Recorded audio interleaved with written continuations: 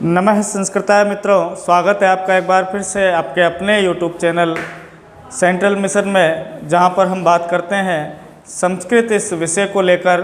और हमारी जो बात चल रही है अभी संधि के बारे में हम बात कर रहे हैं। पिछले वीडियो हमने संधि के बारे में पढ़े हैं, तो संधि के इन्हीं क्रम को आगे बढ़ाते हुए आज हम बात करने वाले हैं व्यंजन संधि के बचे हुए भागों पर। तो आपका बहुत बहुत स्वागत है। चैनल को आप सब्सक्राइब कर लीजिए और वीडियो को लाइक और शेयर कर दीजिए। चलिए मित्रों, अब वक्त है संस्कृत पढ़ने का।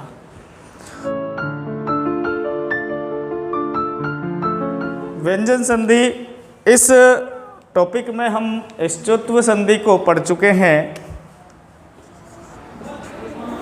ष्टुत्व संधि के बाद में हम ष्टुत्व संधि को पढ़ चुके हैं। इसी के बाद में हम जस्त्व संधि को हमने पढ़ा है। 3 संधियों को हमने पढ़ लिया है। अब जब हम अगली संधि पढ़ेंगे तो उस संधि का हमारा जो नाम है वो होगा मोनुस्वार संधि। मोनुस्वार संधि, मोनुस्वार संधि हम पढ़ेंगे तो इसके पहले हमें जानना पड़ेगा इसकी प्रकृति को कि मोनुस्वार संधि की विशेषता क्या है, कैसे हम अनुस्वार कहेंगे और क्या इसका सिस्टम है। तो हम इसका लिख देते हैं व्यंजन संधि, और व्यंजन संधि का ये भाग है व्यंजन संधि। और व्यंजन संधि में भी हमारी जो संधि है वो 4 नंबर की संधि है, और उस संधि का नाम है मोनुस्वार संधि। मोनुस्वार संधि। अब देखिए मित्रों, अनुस्वार ऐसा हमने देखा है, इसमें ऐसा नाम आ रहा है। तो अनुस्वार के लिए मैं आपको बता दूं कि अनुस्वार इस प्रकार की आकृति को हम संस्कृत इस भाषा में अनुस्वार कहेंगे। जब कभी भी आपने ऐसा देखा होगा किसी शब्द के ऊपर कम, खम, तो ये जो बिंदु आप देख पा रहे हैं इसे हम अनुस्वार कहते हैं। और किसी भी शब्द के पीछे इस तरह की 2 बिंदियां आप देखते हैं तो उसे विसर्ग कहते हैं। तो म अनुस्वार हो जाए, ऐसा हमारा टॉपिक है मो अनुस्वार, यानी म को क्या होना है, अनुस्वार होना है। जब कभी भी स या त वर्ग को इष्टु हो रहा था तो ष्टुत्व संधि थी। स या त वर्ग को ही इष्टु माने स या इष्टु माने स या ट वर्ग हो रहा था तो ष्टुत्व संधि थी। जब कभी भी जस हम कर रहे थे तो जस्तु संधि थी। और अब म को हम अनुस्वार कर रहे हैं तो संधि कौन सी होगी, मो अनुस्वार संधि। अब अनुस्वार हमने जान लिया, लिखा है म अनुस्वार है, म को अनुस्वार करने वाली संधि मो अनुस्वार संधि। तो इसके बारे में हम अगर इसका स्ट्रक्चर बनाएं तो वो मित्रों है कि म को अनुस्वार करना है तो क्या चाहिए, म चाहिए, लेकिन कैसा म चाहिए, पदांत म चाहिए। पद के अंत में जो म है वो यदि बाद में कोई भी व्यंजन है, पद के अंत में यदि कोई व्यंजन है, पद के अंत में यदि म है, मकार है, और बाद में व्यंजन है, तो इस मकार के स्थान पर क्या हो जाए, अनुस्वार हो जाए। और अनुस्वार का मतलब इस तरह की आकृति से है। ये इसका सूत्र है। आप चाहे तो इसे नोट भी कर सकते हैं कि पदांत म के बाद में यदि कोई भी व्यंजन आए, कोई भी व्यंजन आए, व्यंजन चाहिए, व्यंजन मस्ट है, यदि व्यंजन पदांत म के बाद में है तो उस म को हम क्या करना पड़ेगा, उसको अनुस्वार करना पड़ेगा। अब इसकी परिभाषा भी हम चाहे तो लिख सकते हैं कि यदि पदांत म के बाद, पदांत म के बाद यदि कोई व्यंजन वर्ण आ रहा हो तो उस म के स्थान पर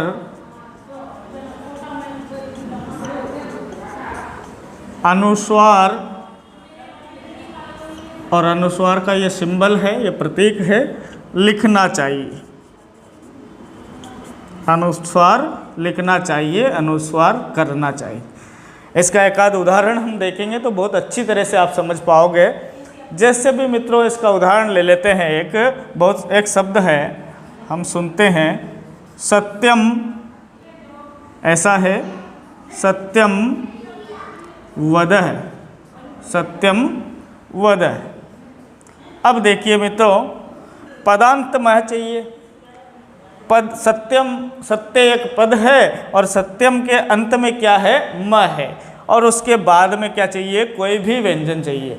तो वह जो है ये व्यंजन है, और पदांत म के बाद में कोई व्यंजन आ रहा है तो ये बात हमको समझनी चाहिए कि उस व्यंजन वर्ण आ रहा है तो उस म के स्थान पर हमें क्या करना चाहिए, अनुस्वार करना चाहिए। तो कर देंगे, बहुत अच्छा सिस्टम है। तो इस म को म न लिख के क्या करें, ऐसा अनुस्वार का चिन्ह लगाएं, सत्यम और वदः।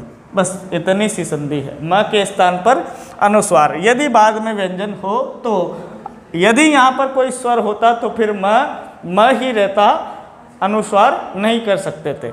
ऐसा ही एक और उदाहरण हम देख लेते हैं। यदि आपने इसको उतार लिया है तो आप इसका स्क्रीनशॉट भी ले सकते हैं, इसको अपनी नोटबुक में भी उतार सकते हैं। म को कब अनुस्वार हो जाए तो लिखा है कि व्यंजन बाद में आए तो म को म न लिखकर अनुस्वार लिखें। ऐसा ही एक और उदाहरण हम देखें, यहाँ लिख सकते हैं।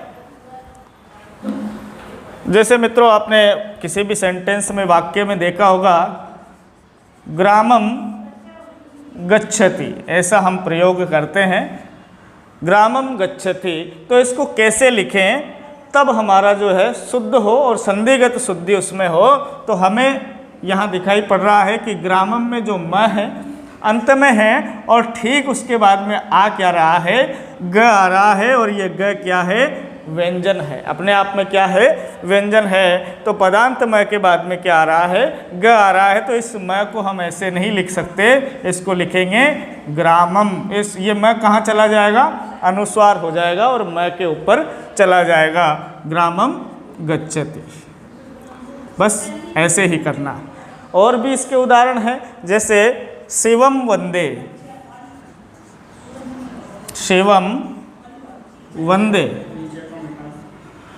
शिवम वंदे, ये उदाहरण है। तो यहाँ भी यही सिस्टम है, वह आ रहा है, बाद में व्यंजन है, इसलिए इस म को कहाँ लिख दें, यहाँ लिख दें शिवम वंदे, ऐसा हमें बोलना चाहिए। इसके और भी उदाहरण हैं, जैसे अहम, बहुत सारे उदाहरण हैं। अहम धावामि, मैं दौड़ूंगा, अहम धावामि। अहम में जो म है ये पदांत है, अंत में म है, और उसके ठीक बाद में धा आ रहा है जो व्यंजन है, और ये व्यंजन है इसलिए इस म को कहाँ जाना पड़ेगा, क्योंकि बाद में व्यंजन है इसलिए इस म को कहाँ जाना पड़ेगा, ऊपर जाना पड़ेगा, यानी अनुस्वार बनना पड़ेगा। और यही तो है मो अनुस्वार, म को अनुस्वार हो जाए कब, जब बाद में व्यंजन हो तो ये संधि है, बहुत छोटा सा नियम है। अनुस्वार संधि भी हम इसे कह सकते हैं, क्योंकि हम कह रहे थे कि जब स्वरों के स्थान पर परिवर्तन हो तो स्वर संधि, व्यंजन के स्थान पर परिवर्तन हो तो व्यंजन संधि, और जब अनुस्वार के स्थान पर परिवर्तन हो तो अनुस्वार संधि, और म के स्थान पर अनुस्वार हो तो उसे फिर हम मो अनुस्वार संधि कहते हैं। ऐसा भी हमारे सिलेबस में एक सूत्र है। तो ये संधि बहुत आसान है और बहुत छोटी सी है, आपकी किताब के ही सारे उदाहरण हैं। बाकी के उदाहरण भी आप अपने से सॉल्व करेंगे तो मुझे लगता है कि बहुत अच्छा सा आपको समझ में आएगा। और निरंतर आप इन वीडियो को देखते रहिए मित्रों, साथ में अपने पेन कॉपी ले लीजिए, क्योंकि ग्रामर का जो ये भाग है बहुत ही इम्पोर्टेंट रहने वाला है। 25 नंबर का आपको इसमें से मिलने वाले हैं, और बहुत ज़्यादा मेहनत आपको इसमें करने की आवश्यकता नहीं है। आपके परसेंटेज को बढ़ाने के लिए, आपकी अंक तालिका में बहुत अच्छे नंबर दिखे, इसके लिए आप संस्कृत भाषा में भी मेहनत करेंगे तो मुझे लगता है कि बहुत अच्छे परिणाम आपको इसके मिलेंगे। इस मो अनुस्वार संधि के बाद में ही हम अंतिम संधि आपके सिलेबस की, जिसका क्रम है संधि नंबर 5 व्यंजन संधि में, उसकी बात करते हैं। तो उसकी बात करने से पहले हम आपको उसका नाम और उसकी प्रकृति के बारे में समझाना चाहेंगे। संधि का नाम है परसवर्ण संधि। कौन सी? परसवर्ण संधि। पर माने बाद वाले, सवर्ण माने समान वर्ण वाले संधि। बाद वाला वर्ण जिस भाई ऐसा वर्ण जो पर माने बाद वाले के समान ही हो, ऐसा वर्ण हो जाए, ऐसी संधि को कहेंगे परसवर्ण संधि। अब देखो मित्रों क्या सिस्टम है इसका। अनुस्वार संधि का ये भी एक भाग है, मो अनुस्वार की तरह ही। तो इसका भी हम सिस्टम समझने का प्रयास करते हैं। तो एक सूत्र है इसके लिए, तोरली। तोरली ऐसा सूत्र है।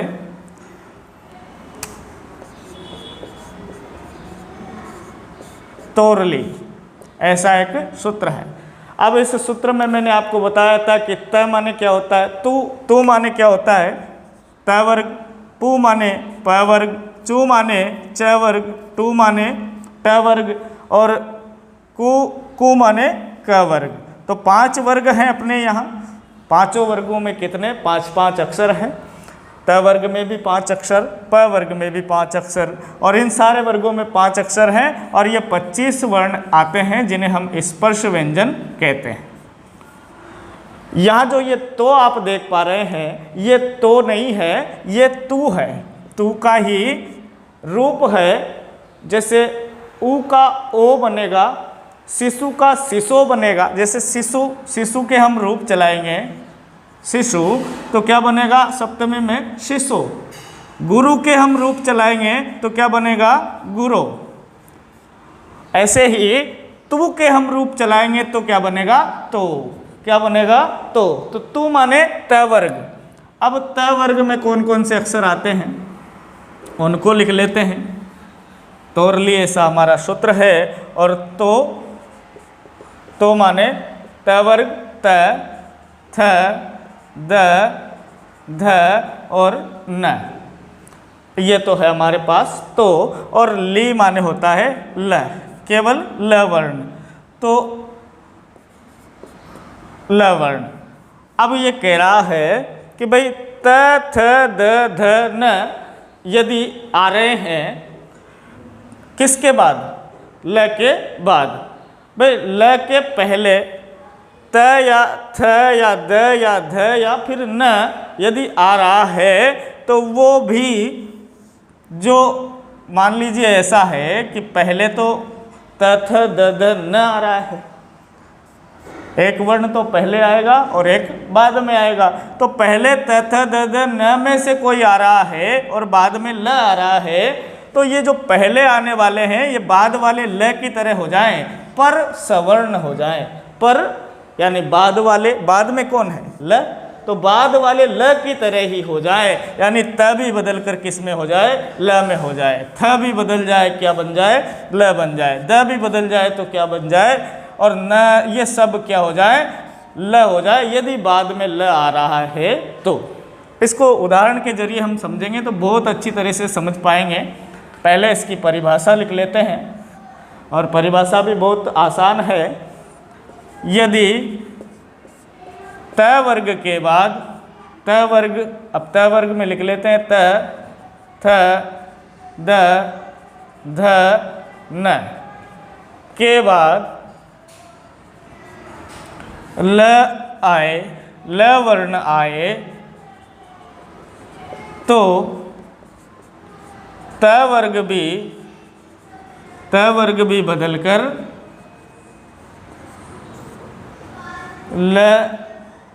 ल में ही परिवर्तित हो जाता है। परिवर्तित हो जाता है। कैसे हो जाएगा मित्रों? इसको भी हम समझने का प्रयास करेंगे। जैसे उदाहरण देख लेते हैं हम इसका। उदाहरण में हम देखेंगे तद प्लस लीन, ऐसा हमारे पास शब्द है। अब तद प्लस लीन में हम देख पा रहे हैं कि बाद में हमें ल चाहिए, ल है, बाद में ल है, पर सवर्ण संधि है, पर यानी बाद के वर्ण के समान हो जाना। बाद में हमें ल चाहिए, ल है, और पहले हमें त थ द द न में से कोई एक चाहिए, त वर्ग में से कोई चाहिए। तो त थ द द न में से हमें क्या दिखाई दे रहा है? द दिखाई दे रहा है। द कहाँ का है? त वर्ग का तीसरा अक्षर। तो ये द भी बदल जाए किस में? बाद वाले वर्ण में, तभी तो पर सवर्ण संधि हुई ना। तो इसको बदल देते हैं। बाद वाला वर्ण कैसा है? ल है, तो इसको भी बदल देते हैं किस में? ल में। तो शब्द बनाते हैं हम, इधर त, इधर ल और फिर इधर लीन। तो इधर बनाएंगे इसको त, ल कैसा है? आधा है, और फिर क्या है? लीन, तल्लीन है। क्या शब्द बना? तल्लीन, ऐसा हमारा शब्द बना। तो ये जो आपने देखा होगा, ये जो त थ द द न था, यानी कि त थ द द न के योग में आने वाला ल भी त थ द द न को अपने ही समान वर्ण का कर लेता है। इसे ही हम कौन सी संधि कहेंगे? परसवर्ण। बहुत आसान है, आप इसे बहुत हार्डली ना ले। केवल बात इतनी है कि यदि पहले त थ द द न है, बाद में ल है, तो वो त थ द द न भले ही हो, वो सब ल के अधिकार में आएंगे। ल उन्हें अपने जैसा बना लेगा। और भी उदाहरण इसका देख लेते हैं। तद प्लस लय, तद प्लस लय, यहाँ नीचे लिख देते हैं। आप इन्हें साथ के साथ लिखते भी रहे। तद प्लस लय ऐसा शब्द है। वापस द आ रहा है, और द कहाँ का है? त वर्ग का है। तो त वर्ग आ रहा है और बाद में ल आ रहा है। तो ये जो त वर्ग है, ये बाद वाले वर्ण के समान हो जाए। तो त द को बदलेंगे तो किस में बदलेंगे? ल में बदलेंगे। ल कैसा है? आधा है। त ल और फिर लय। अब इनको मिलाना है। त ल कैसा है? आधा है। फिर ल कैसा है? पूरा है। और फिर ये तल्लय। क्या बन गया? तल्लय। अब और मित्रों, जैसे उत प्लस लेख, उत प्लस लेख। अब क्या हो रहा है? त तराजू वाला आ गया। तराजू वाला भी आ गया तो कोई बहुत बड़ी बात नहीं हो गई। त वर्ग का ही है, बदल कर ल में कर देंगे, क्योंकि बाद में क्या आ रहा है? ल आ रहा है। तो इसको भी क्या कर देंगे? ल कर देंगे। ओ, और फिर बाद में क्या है?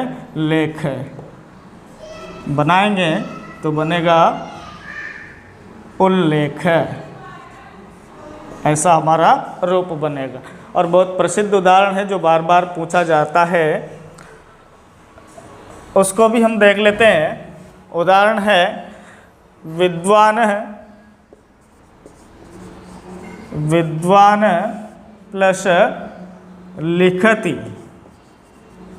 विद्वान है प्लस लिखति, ऐसा विद्वान लिखते हैं, ऐसा उदाहरण है।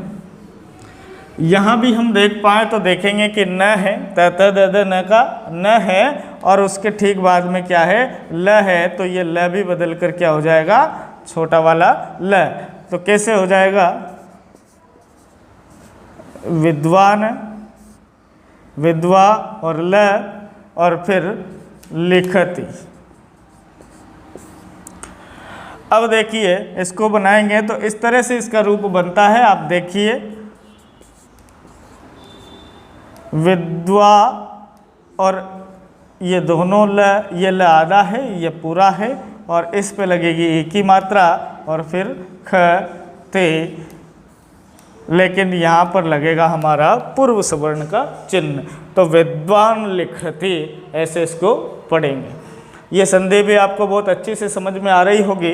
तोरली इसका उदाहरण था। तोरली ऐसा इसका सूत्र था। ये पहला नियम था इस परसवर्ण संधि का, और इसी परसवर्ण संधि का हम दूसरा नियम पढ़ने जा रहे हैं। तो उस दूसरे नियम में हम ये पढ़ेंगे, देखेंगे भाई अगला क्या है इसका सिस्टम।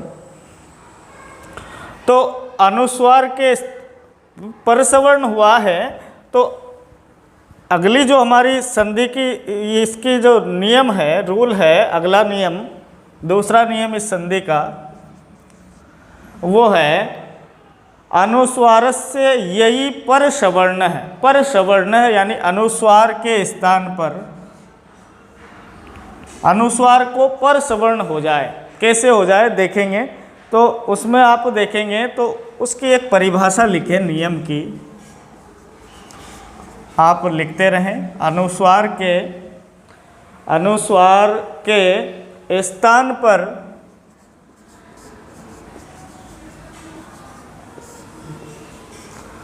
पर सवर्ण, अनुस्वार के स्थान पर सवर्ण हो जाता है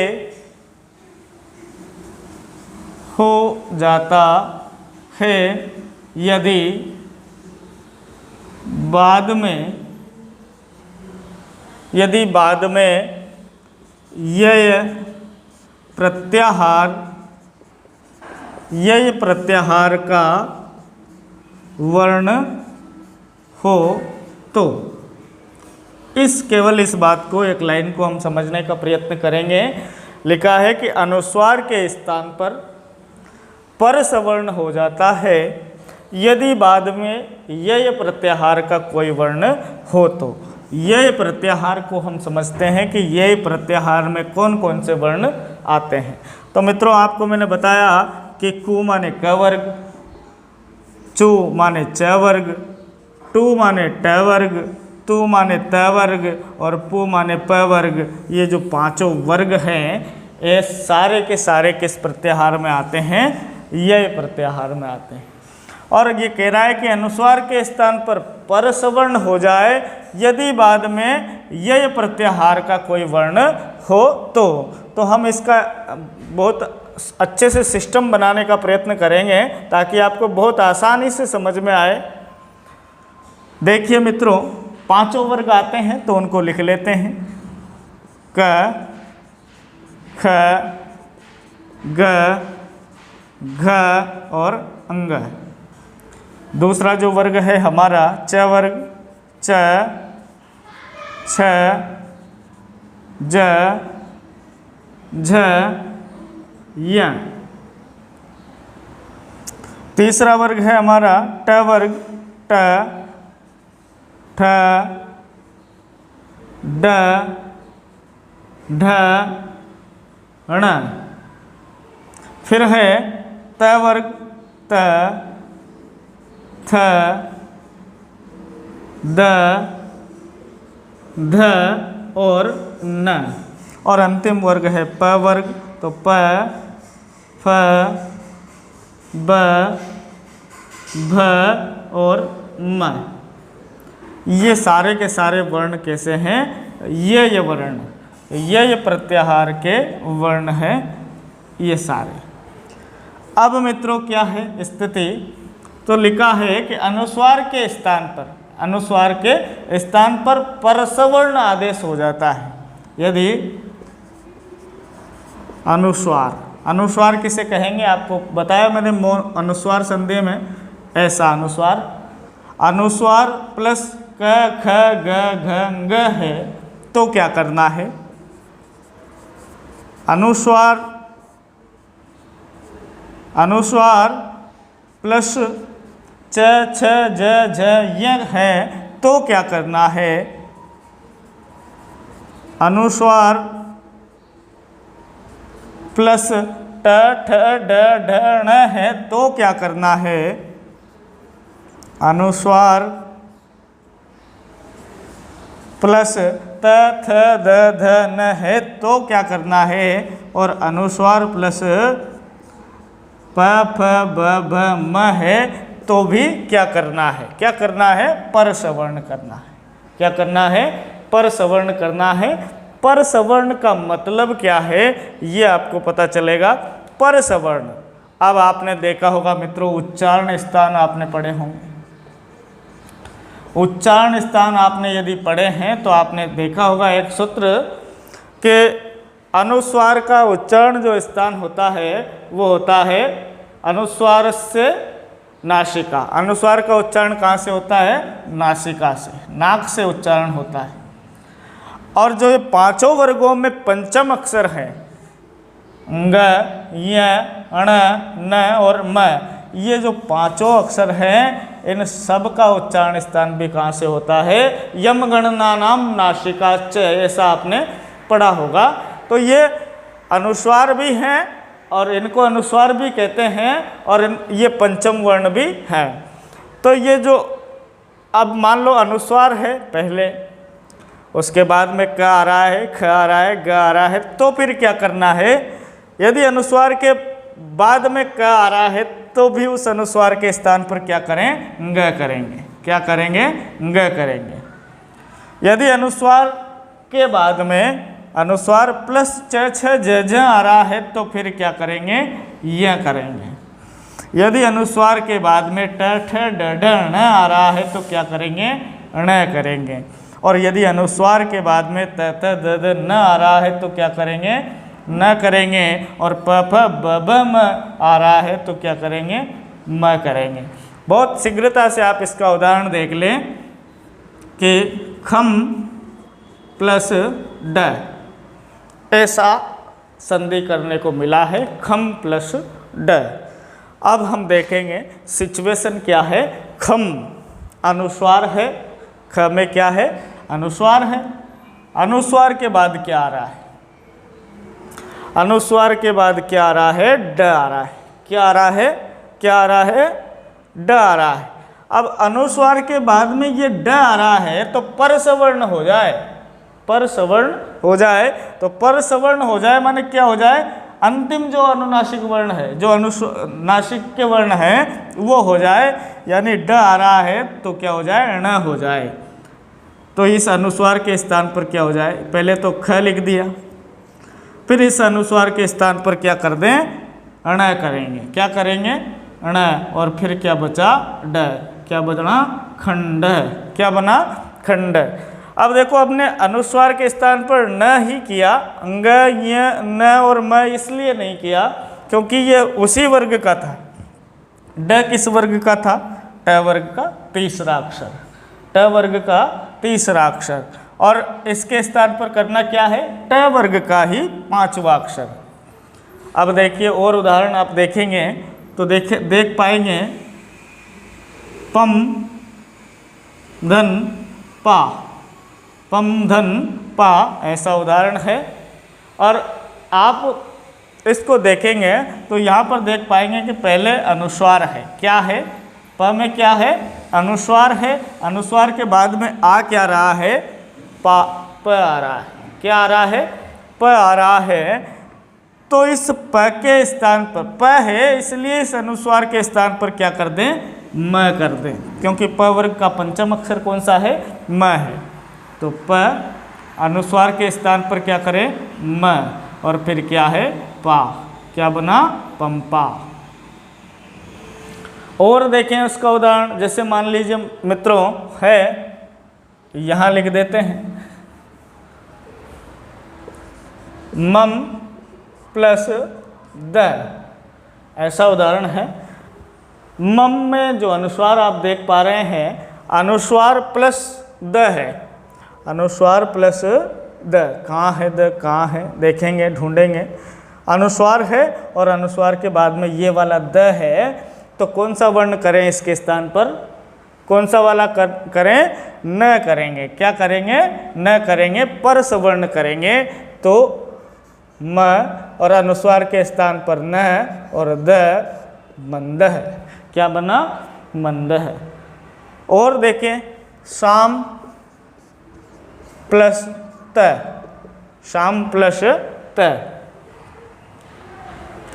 अब क्या है, अनुस्वार है, अनुस्वार के बाद में त है, त वर्ग का त है, तो त आ गया तो भी क्या करें, पर सवर्ण करें।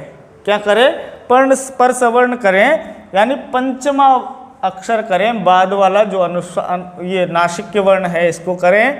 तो शा और अनुस्वार के स्थान पर त थ द द न का क्या करें, न, सा न और त। क्यों करें भाई, क्योंकि त वर्ग आ रहा है तो त वर्ग का ही पंचम अक्षर हमें करना है।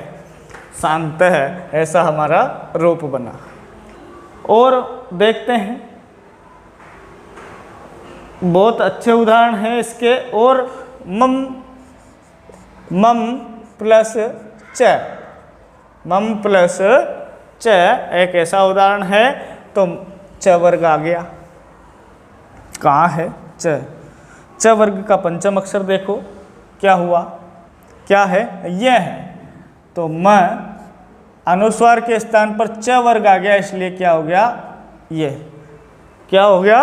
च छ ज ज ये, और मंच है, ऐसा बन गया, मंच है ना। एक और उदाहरण देख लीजिए, जैसे अम प्लस क, अम प्लस क, तो क वर्ग आ गया। क वर्ग में क्या करना है? ग करना है, ग कर देंगे। अ और अंगह कर दिया, तो ये लीजिए, ये अंगह कर दिया, आधा है। और फिर क्या है? क, अंक है। ऐसा हम कर सकते हैं, इसको हम ऐसे भी लिख सकते हैं, अंक है, अंक है, ऐसा भी हम इसे लिख सकते हैं, अंक है। और उदाहरण इसके देख सकते हैं मित्रों, जैसे स्तम, स्तम,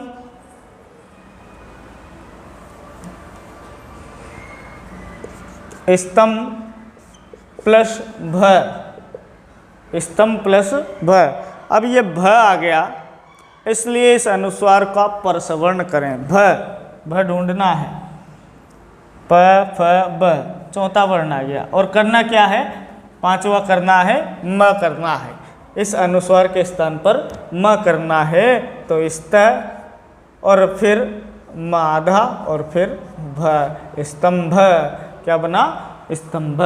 और भी मम प्लस थनम, मम प्लस थनम। अब देखिए अनुस्वार के बाद में थ आ रहा है, त थ, तो करना क्या है? न करना है। तो म क्यों करना है? क्योंकि थ आ रहा है और थ थ द ध न पंचम वर्ण है, तो अनुस्वार के स्थान पर क्या कर दिया? न, और थ न म, मंथनम, ऐसा हमारा रूप बन गया। तो इस तरह के आपके उदाहरण हैं इस परसवर्ण संधि में। केवल यह है कि यह प्रत्याहार के माने इन 25 वर्णों के पांचों वर्गों के पंचम अक्षर करना है, चाहे कोई से भी वर्ण आ जाए। यानी कि क ख ग घ यदि कोई भी आ रहा है अनुस्वार के बाद में, तो उसी वर्ग का कौन सा अक्षर करना है? पांचवा अक्षर करना है। जैसे आपने देखा मित्रों, खंड में देखा ड आ रहा था, तो ड का ही पंचम अक्षर कौन सा है? तो यहाँ पर आपने देखा कि ट ठ ड, तो ड का पांचवा अक्षर है अण, तो क्या कर दिया? खंड। पंपा में आपने देखा कि प वर्ग है बाद में, तो इस अनुस्वार के स्थान पर क्या करें? तो प वर्ग का पांचवा अक्षर करें, प फ ब भ म, तो आपने कर दिया म, पंपा, ऐसा बन गया। इसके बाद में आपने देखा मम प्लस थनम, तो त थ दूसरा वर्ण आ रहा था, त थ, तो करें कौन सा? पांचवा करें। न करें तो इस अनुस्वार को हटाकर क्या लिख दे? न लिख दे। न भी कैसा? आधा, तो मंथनम। स्तम प्लस भ, भ आ रहा था, प वर्ग का भ, तो प वर्ग का पांचवा अक्षर अपन को म करना था, तो इस अनुस्वार को तो हटाया और म को लगाया। अनुस्वार के स्थान पर कब ग करें, कब य करें, कब न करें, कब न करें, कब म करें, इसके बारे में हमें देखना पड़ेगा कि बाद में किस वर्ग का अक्षर आ रहा है। इसे ही हम कौन सी संधि कहते हैं? परसवर्ण संधि कहते हैं। मित्रों, मुझे उम्मीद है कि ये आपको बहुत पसंद आई होगी। यदि आपको संधि पसंद आई है तो आप इस वीडियो को लाइक कर सकते हैं, हमारे इस सेंट्रल मिशन के चैनल को सब्सक्राइब कर सकते हैं, और आपके कमेंट हमें वीडियो के अंत में नीचे हमें प्राप्त करवा सकते हैं, ताकि हमें इसका पुनर्बलन मिले, आपको प्रोत्साहित हम करते रहें, इसी तरह के और वीडियो लेकर हम आते रहें। आपकी हम मदद कर पा रहे हैं, ये हमारा सौभाग्य है, और आप हमें सुन पा रहे हैं, ये भी आपका सौभाग्य है, देख पा रहे हैं। तो मित्रों, मैं आपसे कहना चाहूँगा कि अपनी पढ़ाई को रोकें नहीं। और भी अनेक जो बच्चे हैं जो वंचित हैं, जिन्हें पढ़ना है, और संधि के जो ये प्रश्न हैं, संधि का जो ये चैप्टर है, ये कक्षा 8, 9, 10, 7, 6 11, 12 और यहाँ तक कि आप ये मानकर चलें कि सारे प्रतियोगी जितने भी परीक्षार्थी हैं उन सब तक आप शेयर कर सकते हैं। सभी के लिए बहुत फ़ायदे की चीज़ है। तो आप वीडियो के अंत तक बने रहें। इसके लिए आपका पुनः एक बार फिर से धन्यवाद। सेंट्रल मिशन को इसी तरह से आप प्यार देते रहिए। नमः संस्कृताय।